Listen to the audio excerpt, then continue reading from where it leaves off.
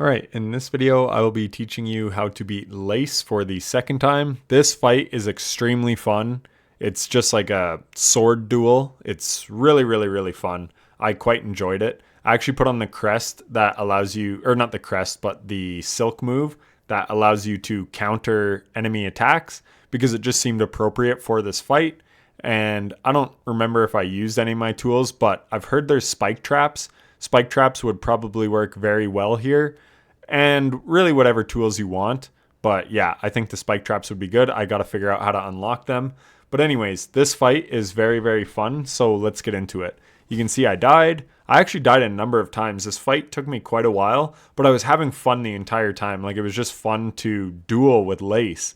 It's just a really fun fight. So I kind of wanted to just keep learning her perfectly, even though this fight is far from perfect, but I just wanted to learn the entire moveset because it's a really fun fight. So here, she draws back and her sword is pointed diagonally. So that's going to be an upward attack. If you're too close, if you're in this blast radius, she'll get you and kind of somersault into you and deal 2 damage. So gives some distance, but then she goes up and then she's going to slant down on a diagonal attack. So you go under it and then you try to get close enough like that. The second one I got close enough where you can follow up with some damage. Then she has this 3-hit move.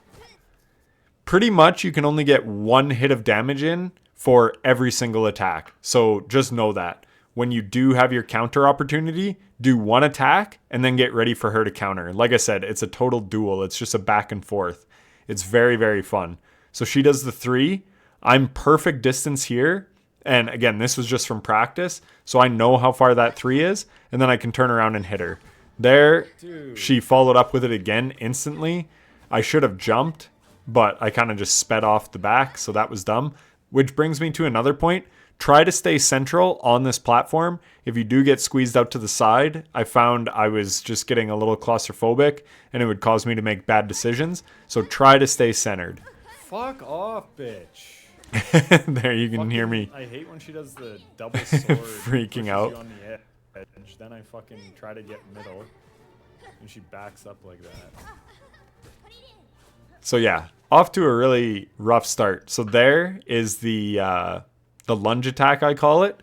That's a perfect opportunity to heal. You can jump, heal in the air, and then she's getting ready for her next move. So the lunge is the one that I mainly heal on. See, it's so easy to just jump and then you can heal.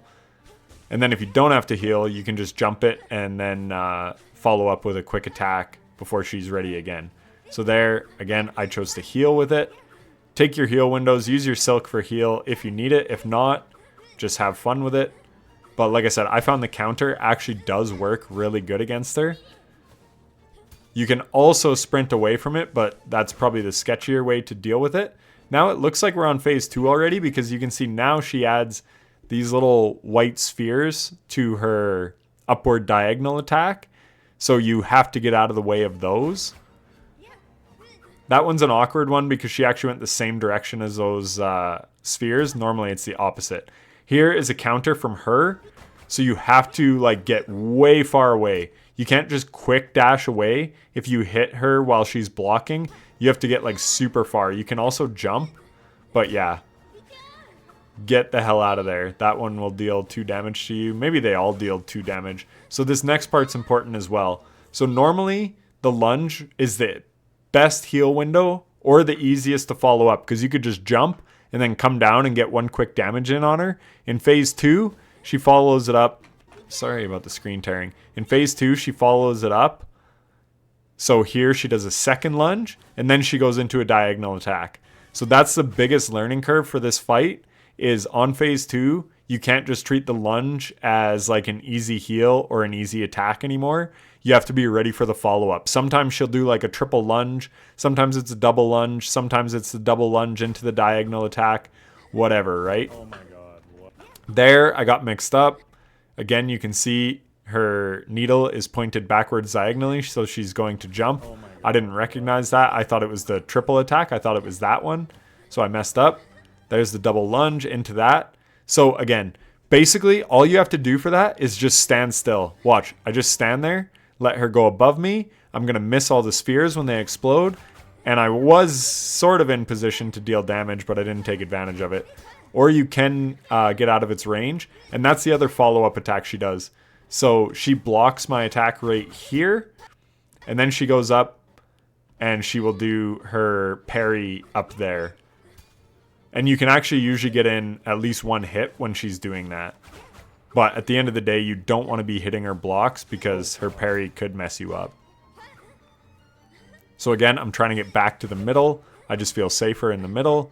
Jump those 3 sword attacks. So here, this was crazy. A triple lunge. 1, 2, 3. I thought she was going to go up in the air because that's what she'd been doing, but no. She can do multiple things off that lunge attack. So basically, just be ready for anything. There, again, bad recognition. I shouldn't have jumped. I hit her block, so I got the hell out of there. So there's the 2 lunge into the diagonal.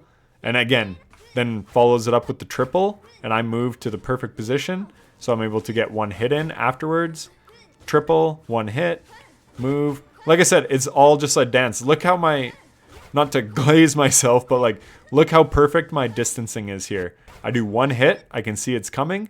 I kind of dash, I know the exact distance. And don't get me wrong, that just came from repetition. If people beat this in the first couple attempts, which I didn't, so like I said, it's not like I'm great. This fight took me a little while, but I was getting so used to the movement and the distance that it was just easy for me to know that spacing.